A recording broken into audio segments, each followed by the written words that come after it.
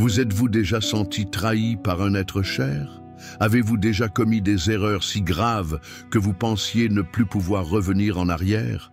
Avez-vous déjà dû diriger avec le cœur brisé ou rester fort alors que tout autour de vous s'effondrait?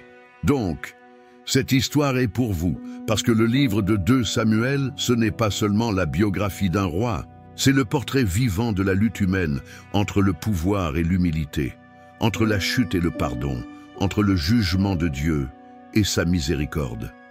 Ici, vous rencontrerez David non seulement en tant que guerrier ou dirigeant, mais aussi en tant qu'un homme de chair et de sang qui a aimé, péché, pleuré, mais qui s'est aussi levé, a adoré et a été restauré. Une histoire pleine de conflits familiaux, de trahisons, d'erreurs irréparables, mais aussi de secondes chances, de pactes éternels et de rédemption.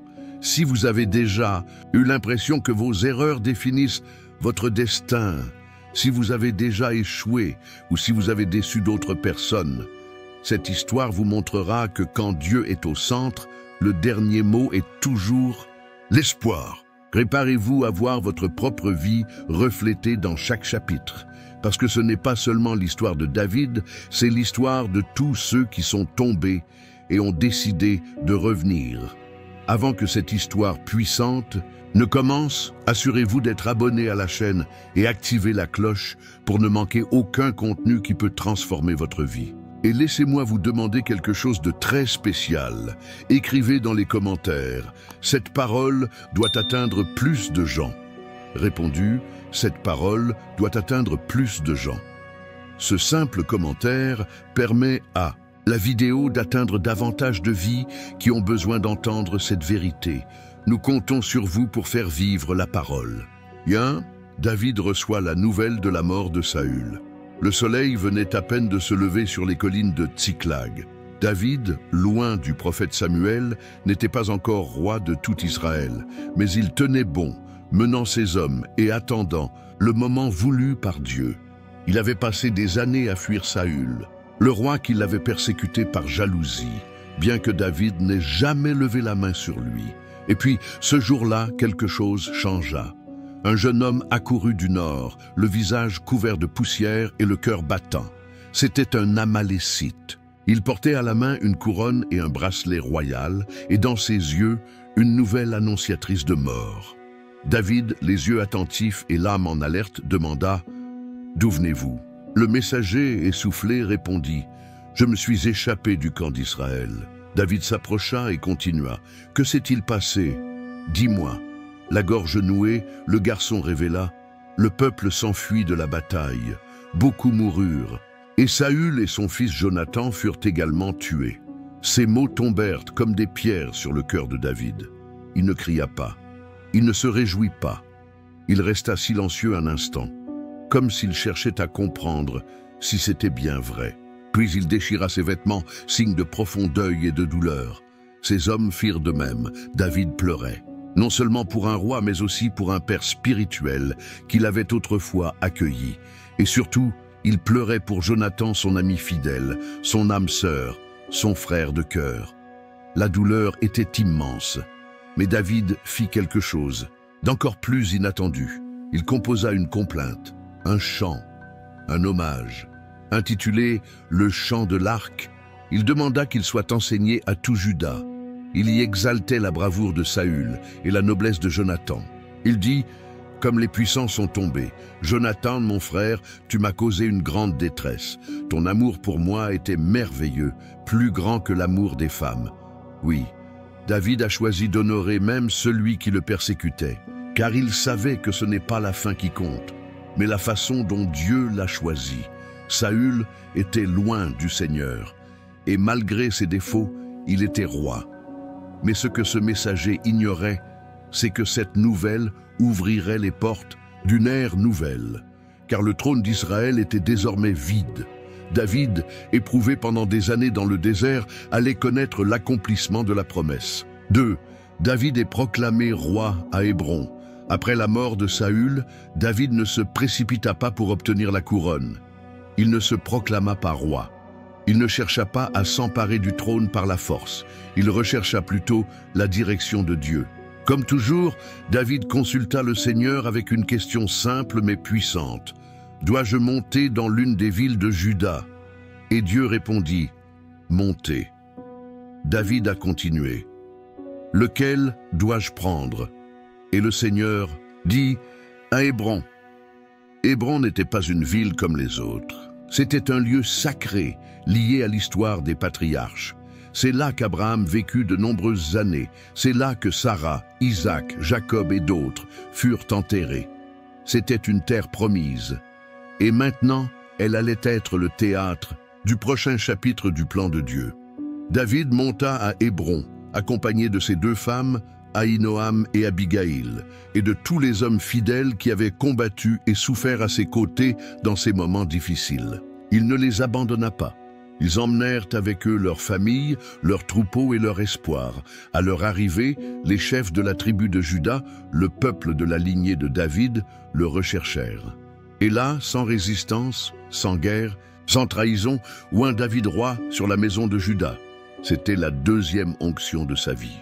La première avait été donnée par Samuel, alors qu'il n'était qu'un jeune berger, à Bethléem.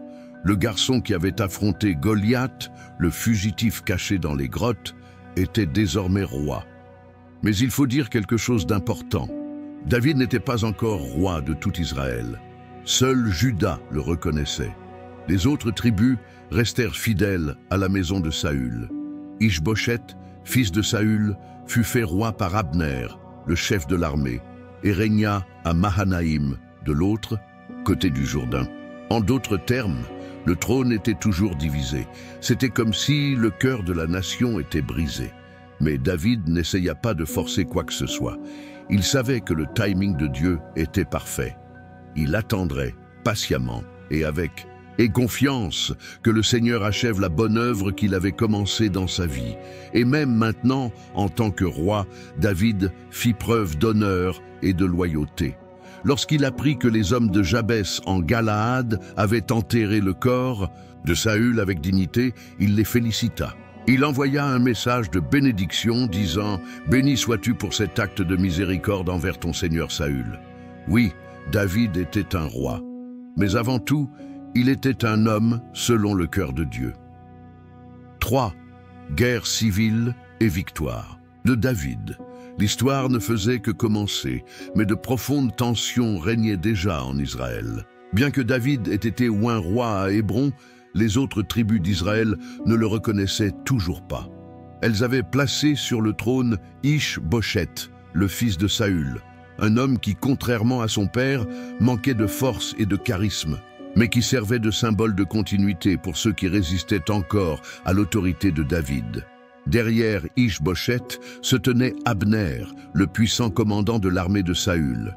C'est lui qui prit la tête, plaçant Ish-Boshet roi de Galaad, de Jizréel, d'Éphraïm, de Benjamin et de tout Israël, tandis que David ne gouvernait que Juda. C'était comme si la nation était divisée en 2 royaumes, une seule famille, aux antipodes de l'histoire. Et puis, la guerre civile a commencé. Abner conduisit les hommes d'Ish-Boshet à Gabaon. Joab, le fidèle commandant de David, menait également ses hommes. Les 2 armées se rencontrèrent à la piscine de Gabaon. La scène était tendue. 2 groupes assis l'un en face de l'autre, chacun portant le fardeau du passé et l'incertitude de l'avenir.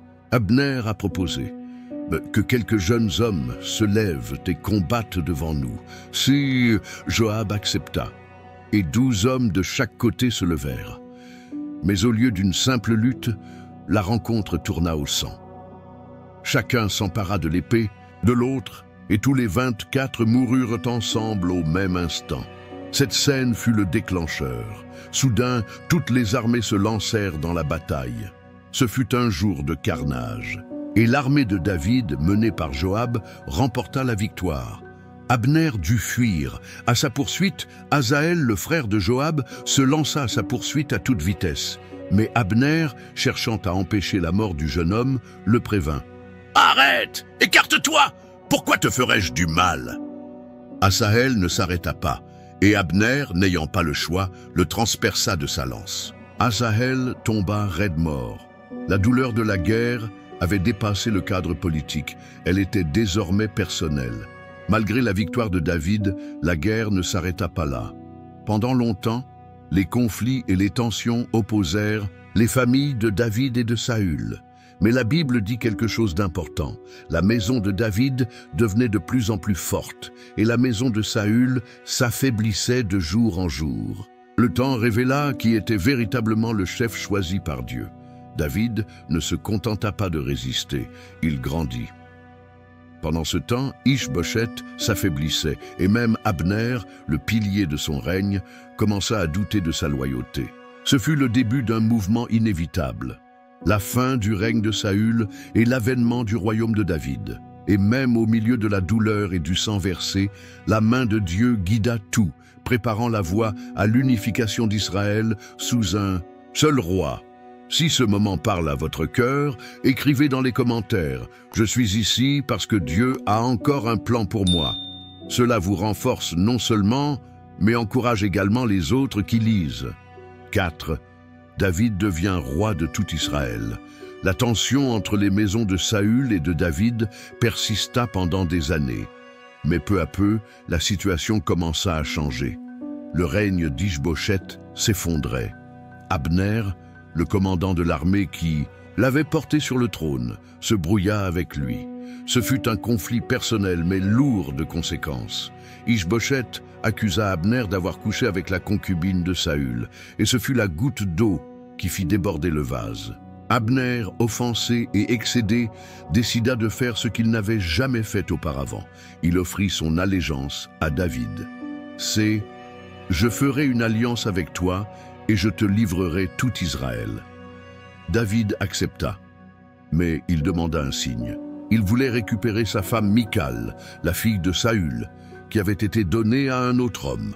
C'était une façon de renouer les liens avec la maison de Saül et de renforcer ses droits au trône. Abner parcourut les tribus d'Israël, parlant aux chefs et leur rappelant les promesses de Dieu concernant David. Et le cœur du peuple commença à changer. Ils comprirent que David était l'homme choisi par Dieu. Mais alors que la réconciliation s'opérait, un acte tragique se produisit. Joab, le général de David, tua Abner. Non pas par politique, mais par vengeance. Il portait encore la douleur de la mort de son frère Asaël et il ne pouvait pardonner. David fut profondément attristé par la mort d'Abner.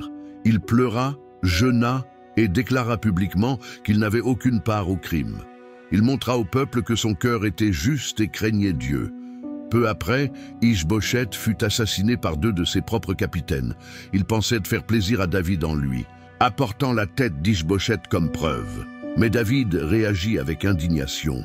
« Tu crois que je suis complice de meurtriers, que je vais récompenser ceux qui tuent un innocent dans son propre lit ?» David ordonna l'exécution de ces hommes et offrit au fils de Saül des funérailles dignes. Ainsi prit fin une époque, et puis, enfin, toutes les tribus d'Israël vinrent vers David à Hébron. Les anciens ont dit « Nous sommes ta chair et ton sang. Même lorsque Saül était roi, tu étais celui qui dirigeait Israël. Le Seigneur t'a dit « Tu seras le berger de mon peuple et tu seras son prince. » C'est là, dans un moment solennel et historique, que David fut oint roi sur tout Israël, et pas seulement sur Juda, mais toutes les 12 tribus. David avait 30 ans lorsqu'il commença à régner, et il régna 40 ans, 7 ans à Hébron, puis 33 à Jérusalem. Mais il lui fallait d'abord conquérir Jérusalem. La ville était encore habitée par les Jébuséens, qui se moquèrent de lui, disant que même les aveugles et les boiteux ne le laisseraient pas entrer. Mais David prit la ville. Il conquit la forteresse de Sion, et c'est là qu'il établit son trône. Jérusalem, la cité de David, deviendrait le centre spirituel, politique et prophétique d'Israël. Eh bien, oui, le pasteur est devenu roi, et le roi est devenu le chef d'une nation unie, bénéficiant de la faveur divine. 5. L'arche de l'Alliance est amenée à Jérusalem. David avait déjà conquis Jérusalem et y avait établi son trône. La ville était désormais la capitale d'Israël, le centre politique et militaire de la nation. Mais il manquait encore quelque chose. quelque chose de bien plus important que des murs ou des soldats, la présence de Dieu. L'Arche d'Alliance, symbole sacré de la présence de Dieu, était tombée dans l'oubli depuis des années. Depuis l'époque de Saül, personne ne s'était soucié de la ramener au cœur de la nation. David, cependant, ne pouvait régner sans Dieu au centre de tout. Il voulait que le trône d'Israël soit directement lié au trône céleste. Il a donc pris une décision. Apportons l'arche de l'Alliance de l'Éternel à Jérusalem. Ce fut un moment grandiose. David rassembla 30 000 hommes choisis de tout Israël. Ce fut une fête nationale, une véritable procession. Les musiciens jouaient de la harpe, des cymbales et des trompettes. Tous étaient remplis de joie et de recueillement. L'arche fut placée sur un chariot neuf, tiré par des bœufs, et amenée depuis la maison d'Abinadab. Mais en chemin, un événement inattendu et tragique se produisit. L'un des conducteurs du char, nommé Uzza, vit que les bœufs trébuchaient et que l'arche semblait pencher. Alors, tendit la main pour tenir l'arche, avec de bonnes intentions, c'est vrai, mais sans révérence. À ce moment-là, Dieu l'a frappé. Uzza tomba mort là, à côté de l'arche. Le cortège s'arrêta. La joie se transforma en peur. David fut ébranlé. Ce jour-là, il craignit le Seigneur et dit « Comment l'arche de l'Éternel pourrait-elle venir vers moi ?» Il décida donc de laisser l'arche dans la maison d'Obed-Édom, un lévite qui habitait non loin de là. Et quelque chose d'extraordinaire se produisit.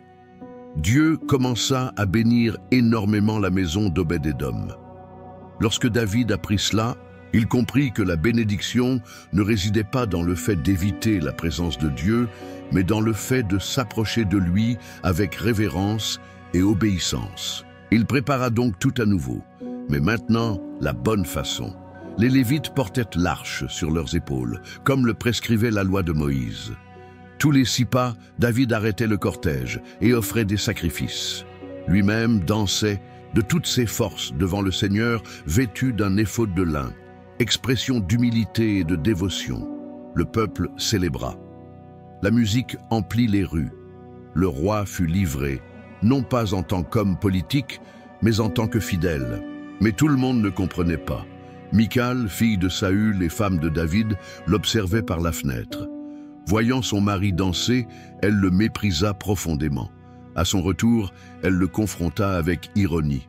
Comme le roi d'Israël était distingué aujourd'hui, se découvrant devant les servantes comme une personne ordinaire. Mais David répondit fermement, « Je l'ai fait devant le Seigneur, et je me rendrai encore plus vil pour lui, si nécessaire. » Il savait que le véritable roi d'Israël était Dieu et qu'il n'était qu'un serviteur devant lui.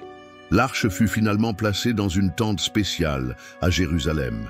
David offrit des holocaustes et donna au peuple du pain, de la viande et du vin. Puis, il les bénit au nom du Seigneur Tout-Puissant. Et ainsi, la présence de Dieu est revenue au centre de la nation. 6. Dieu conclut une alliance éternelle avec David. Jérusalem était en paix. Le trône de David était solide. Le peuple prospérait. L'arche d'alliance avait été placée au centre de la ville et la présence de Dieu résidait désormais parmi le peuple. David était à son apogée et son cœur était rempli de gratitude. Assis dans son palais de cèdre, entouré de victoires et de conquêtes, David se mit à réfléchir. Il regarda autour de lui et dit au prophète Nathan, « J'habite dans une maison de cèdre, mais l'arche de Dieu est dans une tente. » Son désir était sincère. David voulait construire un temple pour Dieu, quelque chose de grandiose, digne du roi des rois. Nathan, entendant cela, répondit immédiatement, « Fais tout ce qui est dans ton cœur, car le Seigneur est avec toi. » Mais cette même nuit, Dieu a parlé à Nathan. Et la réponse de Dieu n'était pas celle à laquelle David s'attendait. C'était quelque chose de bien plus grand. Le Seigneur dit, « Dis à mon serviteur David, est-ce toi qui vas me bâtir une maison ? Depuis le jour où j'ai fait sortir Israël d'Égypte, je n'ai jamais habité dans une maison. J'allais de tente en tente, de tabernacle en tabernacle, mais je n'ai jamais demandé qu'on me construise un temple. Et puis Dieu a révélé quelque chose de grand. quelque chose d'éternel. Je t'ai pris du pâturage, derrière les brebis, pour que tu sois le chef de mon peuple d'Israël. J'étais avec toi partout où tu allais. Et maintenant, je te ferai un grand nom, comme celle des grands de la terre. Mais la promesse ne s'arrête pas là. Dieu déclare: quand tes jours seront accomplis et que tu seras couché avec tes pères, je susciterai ta descendance après toi. Et j'affermirai son règne. Il bâtira une maison à mon nom. Et j'affermirai pour toujours le trône de son royaume. Ces paroles étaient profondes. Dieu parlait de Salomon, oui, le fils de David qui construirait le temple. Mais il annonçait aussi quelque chose de bien plus grand, le Messie, un roi qui viendrait de la lignée de David, dont le royaume n'aurait pas de fin. C'était l'alliance davidique, une alliance éternelle conclue par Dieu avec David. Il a promis que de sa descendance naîtrait celui qui régnerait pour toujours. Et nous savons par les Écritures que cette promesse s'est accomplie en Jésus-Christ, le Fils de Dieu, également appelé Fils de David. Lorsque Nathan raconta tout cela à David, le roi ne fut pas déçu que le temple ne soit pas construit. Au contraire, il se rendit au tabernacle, se prosterna devant le Seigneur et pria avec larmes et gratitude. « Qui suis-je, Seigneur éternel, et quelle est ma maison pour que tu m'aies amené ici?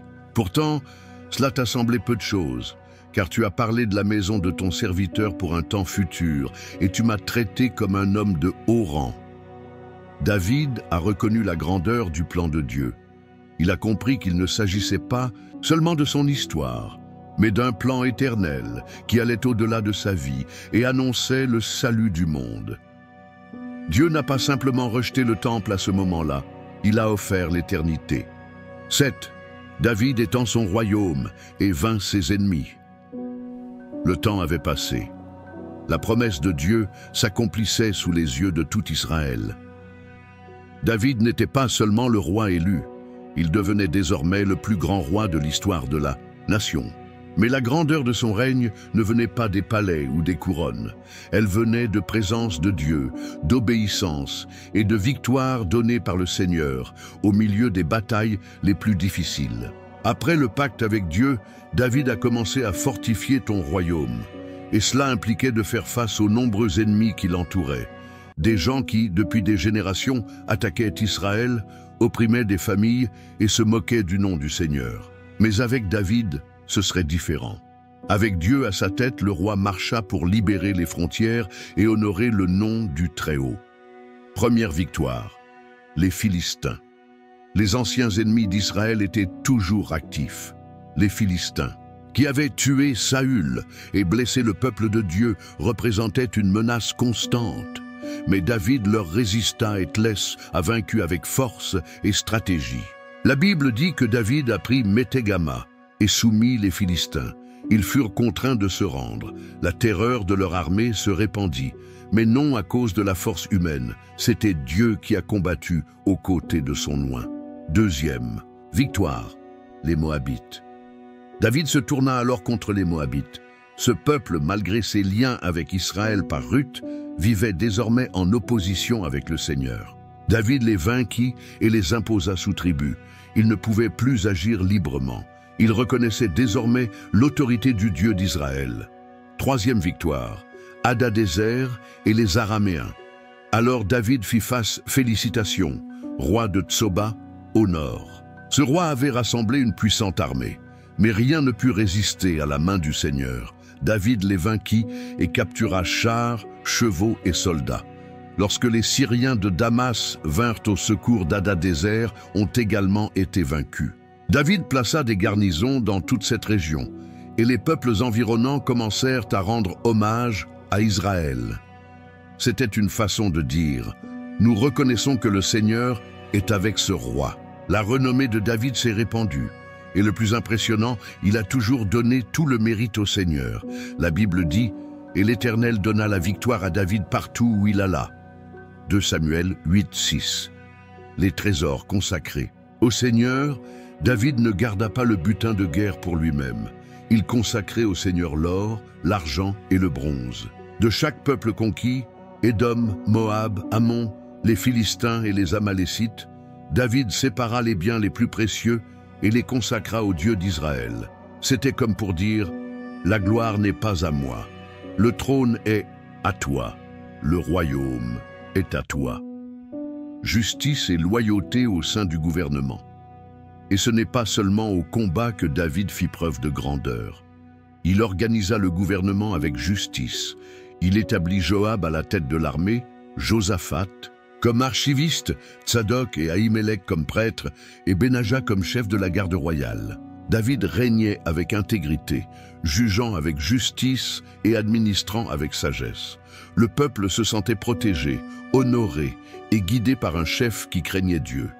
David n'a pas seulement vaincu ses ennemis, il a étendu le royaume d'Israël, comme jamais auparavant, a établi une direction juste, a uni les tribus et a élevé le nom du Seigneur en haut.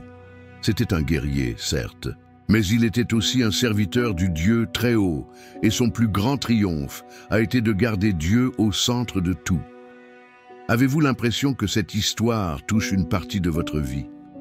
Donc, partagez cette vidéo avec quelqu'un qui a besoin d'un mot comme celui-ci. Un simple acte peut changer un destin. 8. Méphibosheth, le fils infirme de Jonathan, est honoré. David avait déjà conquis la paix et le prestige. C'était un roi victorieux, respecté des nations et aimé de son peuple. Mais ce qui le distinguait vraiment des autres rois n'était ni sa couronne, ni ses conquêtes, c'était son cœur. Un jour, au milieu de la routine du palais, David posa une question qui sembla hors contexte à ceux qui l'entouraient. « Reste-t-il quelqu'un de la maison de Saül à qui je puisse faire miséricorde à cause de Jonathan ?» Cette question découle d'une ancienne alliance. Des années auparavant, David et Jonathan, le fils de Saül, avaient conclu un pacte d'amitié et de fidélité. Jonathan avait cru en David, alors que personne d'autre ne le faisait. Il l'avait protégé, encouragé et avait risqué sa vie pour lui. Maintenant que Jonathan était mort, David voulait honorer sa mémoire. Ils appelèrent alors Tsiba, l'ancien, serviteur de Saül. David demanda, « Reste-t-il quelqu'un de la maison de Saül ?» Tsiba répondit, « Oui, il y a encore un fils de Jonathan estropié des 2 pieds. Son nom est Méphibosheth et il demeure à Lo-debar. » Lo-debar, un lieu oublié, sans pâturage, sans honneur, sans espoir. Méphibosheth y vivait caché. Depuis son enfance, il portait les traces de sa chute. Lorsque sa nourrice s'enfuit après la mort de Saül, le garçon tomba et resta infirme. Aujourd'hui adulte, il vivait dans la peur, la honte et l'insécurité. Alors David l'envoya chercher. Imaginez la scène, des soldats royaux arrivent à la maison de Méphibosheth. L'homme, boitant sans comprendre pourquoi, est emmené à Jérusalem, au palais. Peut-être pensait-il, le roi va me tuer. Je suis un descendant de Saül. Il doit vouloir éliminer le dernier survivant de l'ancien royaume. Mais ce qui s'est passé était quelque chose d'extraordinaire. Lorsque Méphibosheth entra en présence du roi, il tomba à terre et dit, « Voici votre serviteur. » David le regarda tendrement et dit, « N'aie pas peur, car je te témoignerai de la bonté à cause de Jonathan, ton père. Je te rendrai tout le territoire de ton grand-père Saül, et tu mangeras à ma table pour toujours. » Méphibosheth resta sans voix. Il répondit, « Qui est ton serviteur pour que tu regardes un chien mort comme moi ?» Mais David a vu au-delà des limites physiques. Il a vu l'honneur, il a vu la promesse, il a vu l'alliance. Alors il a tout restauré, les terres, les serviteurs, les droits et surtout la dignité. Et plus encore, David le plaça à sa table royale. Méphibosheth, l'infirme de Lo-debar, mangeait désormais tous les jours comme un fils de roi. C'était plus que de la miséricorde, c'était grâce. David n'a pas seulement sauvé un homme oublié, il nous a donné une image du cœur de Dieu, un Dieu qui nous cherche même lorsque nous sommes cachés, déchus, effrayés, et nous place à sa table comme des enfants, à cause d'une alliance éternelle. 9. Le péché de David avec Bath-sheba. C'était le printemps, l'époque où les rois partaient en guerre. Mais cette année-là, David n'y est pas allé. Il resta dans le palais pendant que Joab, son général, conduisait les armées contre Rabba, la ville des Ammonites. Et c'est dans ce petit détail que tout commence. Parce que le danger ne réside pas toujours dans les grandes batailles, mais dans les moments de confort et de distraction. Un après-midi, David se leva de son lit et marcha sur le toit du palais. Jérusalem reposait au soleil. Mais soudain, quelque chose attira son attention. Une femme se baignait. Elle était belle, très belle. Son nom était Bethsabée, épouse énorme, l'un des fidèles soldats de David qui se trouvait à ce moment précis en train de combattre. Sur le champ de bataille, David la vit, il la désira. Il demanda à savoir qui elle était, et même s'il savait qu'elle était mariée, envoyait la chercher. Elle est venue, ils se sont couchés, et elle est rentrée chez elle. Quelques jours plus tard, la nouvelle que David redoutait d'entendre arriva. « Je suis enceinte ». À ce moment-là, le roi qui avait vaincu les géants, qui régnait avec justice, a essayé de dissimuler son péché.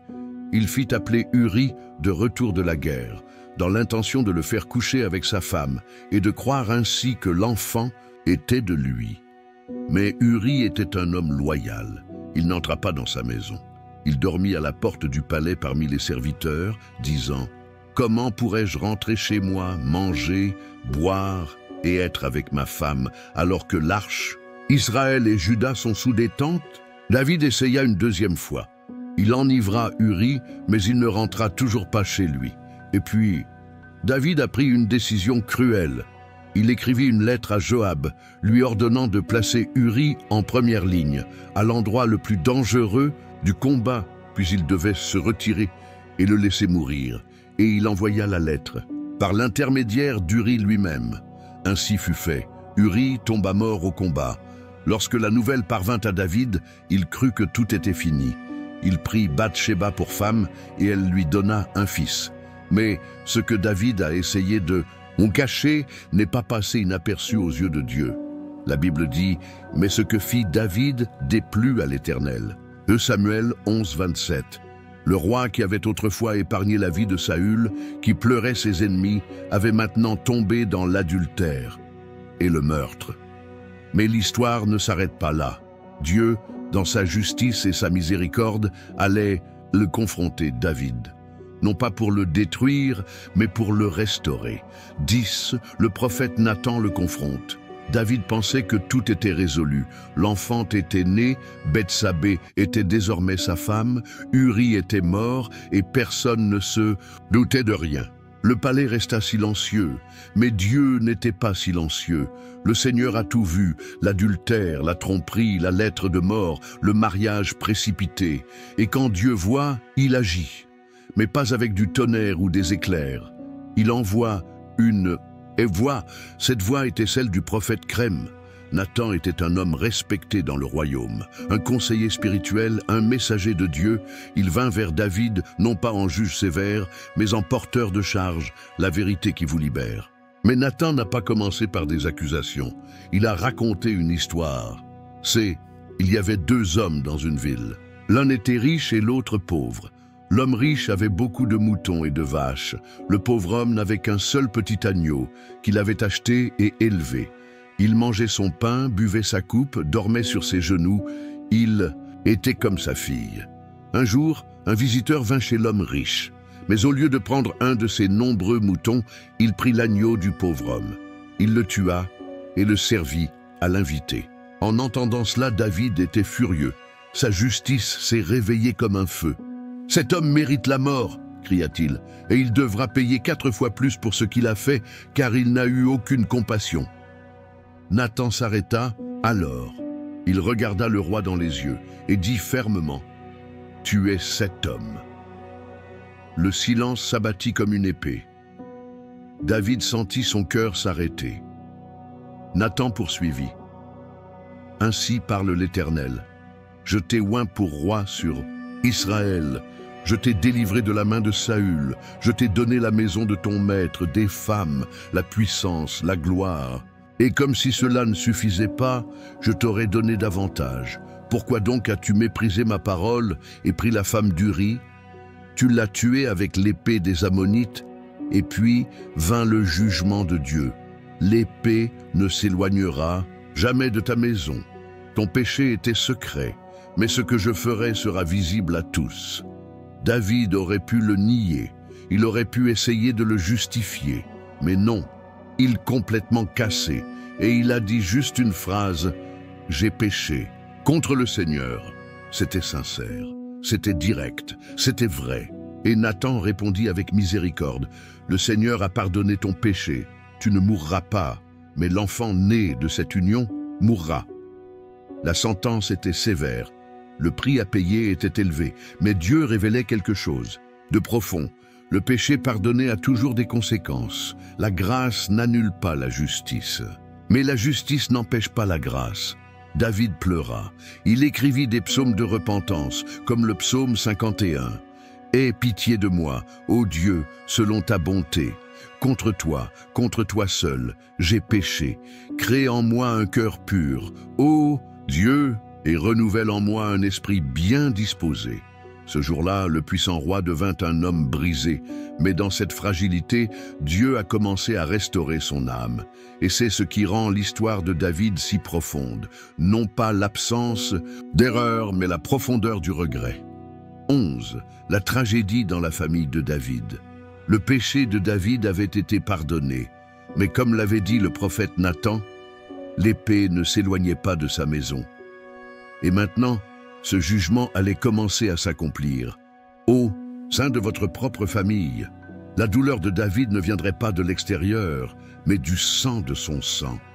Tout a commencé avec son fils aîné, Amnoma. Amnon était obsédé par Tamar, sa demi-sœur. Elle était la fille de Maaka, autre épouse de David, et la sœur de Absalom.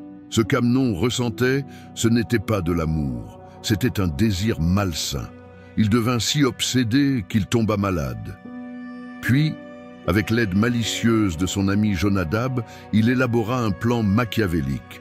Il fit semblant d'être malade et demanda à Tamar de venir s'occuper de lui. Lorsqu'elle arriva avec de la nourriture, il la força à entrer dans sa chambre et la violer. Tamar supplia « Non, mon frère, ne commets pas cette infamie. Ça ne se fait pas en Israël. » Mais il ne l'a pas écouté. Après cet acte, le mépris remplaça le désir. Amnon la chassa cruellement. Tamar déchira ses vêtements, mit de la cendre sur sa tête et sortit en pleurant, déshonoré, humilié, brisé. Quand Absalom apprit ce qui était arrivé à sa sœur, il resta silencieux. Mais intérieurement, il commença à bouillir. David, en apprenant, est devenu furieux mais n'a rien fait. Il n'a pas puni Amnon, peut-être parce qu'il se sent coupable de ses propres péchés, ou peut-être à cause de sa faiblesse en tant que père. Mais le silence de David, c'est ce qui a enflammé la haine d'Absalom. Pendant 2 ans, Absalomil gardait sa colère comme un couteau caché. Et puis, il organisa un banquet, invitant tous les fils du roi. David hésita, mais laissa partir Amnon. Pendant le festin, au signal d'Absalom, les serviteurs ont tué Amnon. La vengeance est accomplie, la justice entre ses mains. Absalom s'enfuit à Guéchour, le pays de son grand-père maternel, et a été exilé pendant 3 ans. David pleurait la mort d'Amnon. Mais il regrettait aussi Absalom. Le roi était déchiré entre le chagrin et l'amour. Joab, s'en rendant compte, élabora un plan. Il fit appel à une femme sage de Tekoa pour convaincre le roi de ramener Absalom. David céda et Absalom retourna à Jérusalem. Mais, pendant 2 ans, David a refusé de le voir. Absalom, alors, brûlait les champs de Joab pour attirer l'attention. Finalement, le roi le reçut. Absalom s'inclina profondément et David l'embrassa. Mais la réconciliation n'était qu'apparente. Le cœur d'Absalom était encore plein d'ambition et de révolte. Cette tragédie familiale ne s'est pas terminée avec le retour d'Absalom. Elle commençait tout juste. Si vous croyez que Dieu peut restaurer n'importe quelle histoire, même la vôtre, aimez cette vidéo et laissez vos commentaires. Moi aussi, je peux tout recommencer. 12. La rébellion d'Absalom. Absalom était revenu à Jérusalem. Il s'était incliné devant son père. Il avait reçu le baiser du roi. Mais à l'intérieur, son cœur resta froid. Il ne voulait pas seulement la réconciliation, il voulait le trône. Absalom était beau, très beau. La Bible dit que de la plante de ses pieds jusqu'au sommet de sa tête. Il n'y avait aucun défaut en lui. Ses cheveux étaient épais et sa présence frappante. Mais sa beauté cachait une ambition silencieuse et mortelle. Pendant 4 ans, Absalom commença à gagner le cœur du peuple et était posté aux portes de la ville où les citoyens venaient présenter leur cas au roi. Et avec des lèvres douces, il dit « Votre cause est bonne et juste, mais personne ne vous écoute au palais. Oh, si seulement j'étais juge dans ce pays !» Absalom l'a serré dans ses bras, l'a embrassé, a souri, a promis, il s'est rapproché et petit à petit volait le cœur d'Israël. Puis un jour, alors que tout était prévu, il demanda à son père d'aller à Hébron en disant qu'il ferait un vœu au Seigneur. Mais c'était un mensonge. Absalom fut oint roi à Hébron, les trompettes sonnèrent, des messagers furent envoyés dans toutes les tribus. Et lorsque David apprit la conspiration, il était déjà tard. Le roi, trahi par son propre fils, dut fuir le palais. Pieds nus, le visage couvert, David descendit le mont des Oliviers. Des hommes fidèles l'accompagnèrent en silence. Le roi guerrier était désormais un père blessé, humilié, en fuite. Mais même dans ta douleur, David gardait son cœur craintif. Lorsque le prêtre Tsadok voulut emporter l'arche de l'alliance avec lui, David dit « Ramène-la à la ville. Si je trouve grâce aux yeux de l'Éternel, il me ramènera. Mais s'il dit « Je ne prends aucun plaisir en toi, qu'il fasse de moi ce qui lui semblera juste. » David a fait confiance, même au milieu du chaos. Pendant ce temps, Absalom entra triomphalement à Jérusalem. Il prit le palais de son père, ses conseillers et même ses concubines. Tout ce qu'il fit visait à humilier David publiquement, comme Dieu l'avait annoncé par la bouche du prophète Nathan. « Ce que tu as fait en secret, je le ferai en public, à la lumière du soleil. » Mais le trône n'était pas encore ferme. Absalom voulait détruire complètement David. David, alors dans le désert, se préparait à la guerre. Des hommes courageux le rejoignirent. Et quand le moment de la bataille arriva, David donna un ordre clair à ses généraux. « Traitez mon fils Absalom avec délicatesse, à cause de moi. » Il était un père, même trahi, même blessé, demandant miséricorde pour son fils rebelle. Mais le destin approchait, la bataille était sur le point de commencer, et avec elle, le chapitre le plus douloureux de la vie de David. 13. La mort d'Absalom. Le jour est arrivé. Père et fils étaient de chaque côté du champ de bataille. David, le cœur brisé, avait organisé son armée en 3 groupes, commandés par Joab, Abishai et Itaï. Les soldats étaient prêts au combat. Mais avant de les envoyer en campagne, David fit une dernière demande, une demande paternelle. « Traite le jeune homme Absalom avec bonté, à cause de moi. » Tout le monde écoutait. Les commandants, les soldats et même le ciel semblaient écouter. David ne voulait pas se venger, il voulait de la miséricorde. La bataille eut lieu dans la forêt d'Éphraïm. Elle fut féroce, le terrain était périlleux. Des arbres touffus, des vallées cachées, des racines acérées comme des lances. 20 000 hommes tombèrent ce jour-là. Mais la forêt a tué plus que l'épée. Et là, au milieu de ce paysage sauvage, Absalom a été retrouvé. Monté sur une mule, il traversa la forêt en courant. Mais soudain, ses longs cheveux se sont emmêlés dans les branches d'un grand arbre. Le mulet passa son chemin, et Absalom resta suspendu entre le ciel et la terre. Je ne pouvais pas fuir, je ne pouvais pas me battre. Celui qui s'était élevé contre son père, maintenant était piégé par sa propre fierté. Un soldat le vit et courut vers Joab. J'ai vu Absalom pendu à un arbre, mais Joab, ou le fidèle général de David, il n'avait pas le cœur d'un roi. Il avait du sang dans les yeux. Et pourquoi ne l'as-tu pas tué sur le champ? Je t'aurais donné 10 pièces d'argent. Le soldat répondit, même si tu m'en donnais 1000, je ne porterai pas la main sur le fils du roi. Encore, Joab, je ne pensais pas aux promesses. Je pensais à la justice. Il prit 3 fléchettes et les enfonça dans le cœur d'Absalom. Ses hommes l'encerclèrent et l'achevèrent. Ainsi tomba Absalom, le fils rebelle, le traître bien-aimé, le beau prince d'Israël, finit sa vie pendu à un arbre, le cœur transpercé et son corps jeté dans une fosse au milieu de la forêt, couvert de pierres. Lorsque la nouvelle parvint à David, il était assis entre les portes de la ville. Il attendait avec anxiété non seulement l'issue de la guerre, mais pour savoir pour ton fils. Un messager courut. « Victoire, mon seigneur le roi, vos ennemis ont été vaincus. » David n'a demandé qu'une seule chose. Et le jeune Absalom, est-ce qu'il va bien? La réponse est venue dure comme une flèche. Que les ennemis du roi soient comme ce jeune homme. Qui est mort? À ce moment-là, le roi tomba à genoux. Il monta dans les chambres, se couvrit le visage et il cria avec son âme déchirée. « Mon fils Absalom, mon fils Absalom, j'aurais aimé mourir à ta place. » C'était le cri d'un père qui préférait mourir plutôt que son fils. C'était l'écho d'un cœur brisé qui avait pardonné même sans entendre le pardon.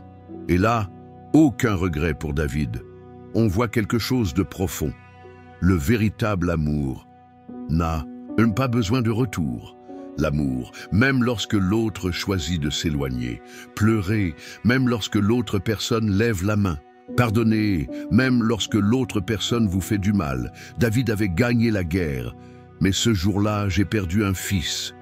Et Israël n'oublierait jamais le son d'un père appelant le nom de son fils, même après leur rébellion. 14. David revient et restaure son règne. La guerre était finie, Absalom était mort, mais David n'a pas célébré. Tandis qu'Israël attendait les ordres, le roi pleurait, enfermé dans sa chambre, le visage couvert, répétant sans cesse « Mon fils Absalom, mon fils !» Le chagrin de David était si profond, si évident, qu'il commença à décourager son propre peuple. Ceux qui avaient risqué leur vie pour lui retournaient en ville, en silence, comme quelqu'un qui fuit une bataille perdue. C'est alors que Joab, le général de David, entra dans la chambre du roi et parla durement. « Aujourd'hui, tu as couvert de honte tous tes serviteurs. Sauve ton royaume, sors de ta tristesse et parle à ton peuple, où ce soir, il n'en restera pas un seul parmi toi. » David, toujours blessé, comprit. Il s'essuya le visage, se leva, et il alla s'asseoir à la porte de la ville. Là, les gens ont commencé à se rassembler.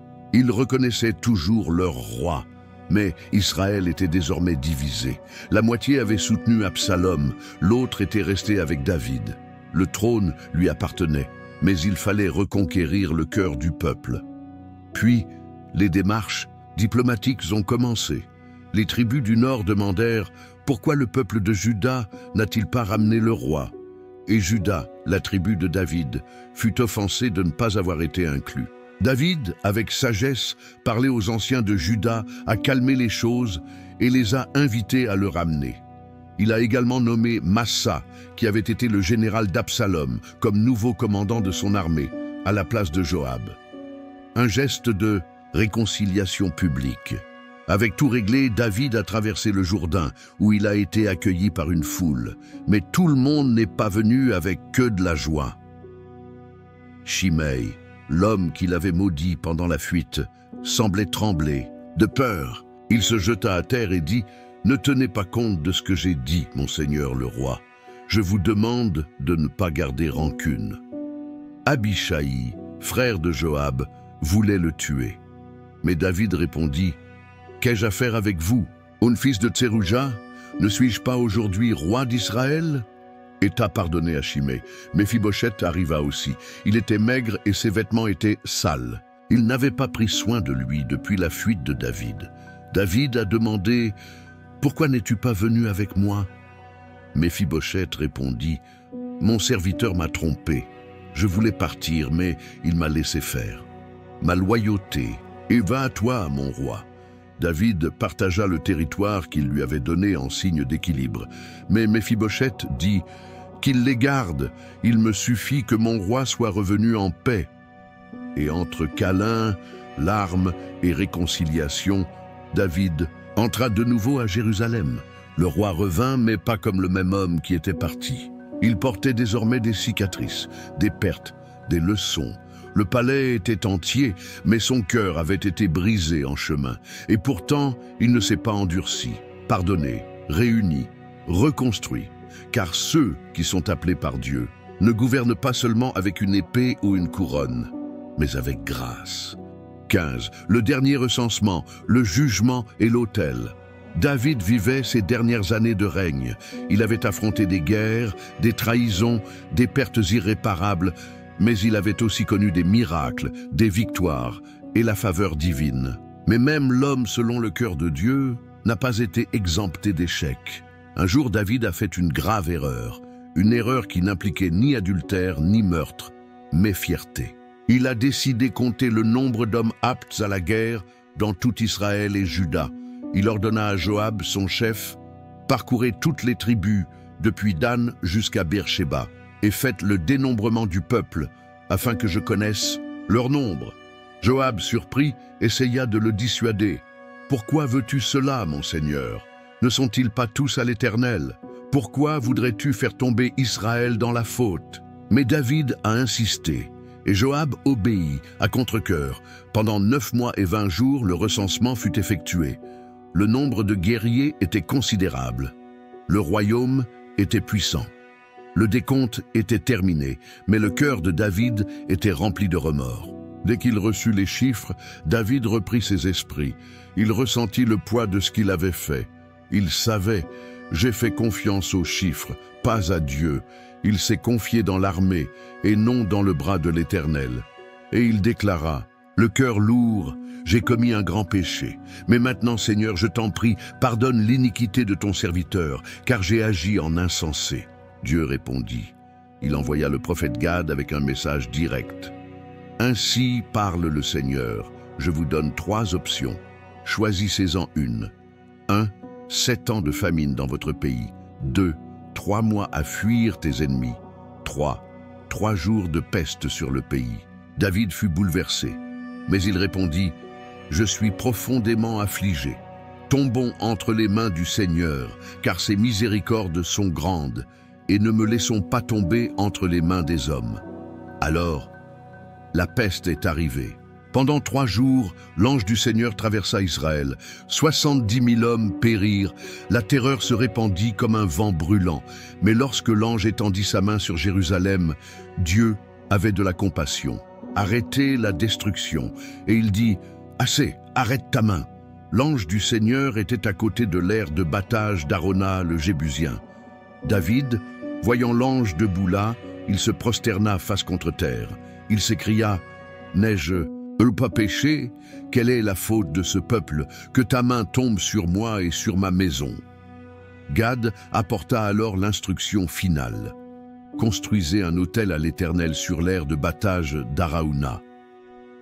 David gravit la montagne. Aravna le vit venir et se prosterna. Prends mon aire de battage, mon roi. Offre le sacrifice. Je te donne tout. Les bœufs, le bois, la place. Mais David a répondu par une phrase qui a traversé les siècles. Je n'offrirai pas d'holocauste à l'Éternel, mon Dieu, qui ne me coûte rien. Il paya 50 cycles d'argent. Il construisit l'autel. Il offrit les sacrifices. Et le Seigneur répondit. Le feu tomba, la peste cessa, le peuple fut épargné. Sur cette montagne où la colère était contenue, le temple de Jérusalem sera construit des années plus tard. Le lieu du jugement est devenu le lieu de la présence. David a terminé son voyage comme il l'avait commencé, avec le cœur tourné vers Dieu. Même après des victoires et des erreurs, il a appris que le plus grand pouvoir d'un roi ne réside pas dans le nombre, les épées ou la gloire, mais en écoutant la voix de Dieu, en reconnaissant vos défauts et en l'adorant de tout votre cœur. Ainsi se termine le livre de 2 Samuel, pas parfaitement, mais avec la repentance, la réconciliation et l'espoir d'un royaume éternel qui viendrait de la lignée de ce même homme. L'histoire de David n'est pas parfaite, et c'est précisément ce qui la rend si réelle. Il est tombé, mais s'est relevé. Il a échoué, mais a été pardonné. Il a souffert, mais n'a jamais cessé de croire. Et peut-être que vous aussi, vous êtes au milieu d'une guerre intérieure, portant des erreurs, des pertes ou des trahisons. Peut-être avez-vous l'impression qu'il n'y a pas de retour en arrière. Mais le Dieu qui a rétabli David, cela peut également vous restaurer. Parce que leur histoire ne s'est pas terminée dans le péché, mais à l'autel. Et le vôtre, vous pouvez également recommencer. Si cette histoire vous a parlé, assurez-vous d'être abonné et activez la cloche. Et avant de partir, partagez cette vidéo avec quelqu'un qui traverse une épreuve comme David. Parce que la parole n'est pas seulement un apprentissage, il s'agit de transformer des vies.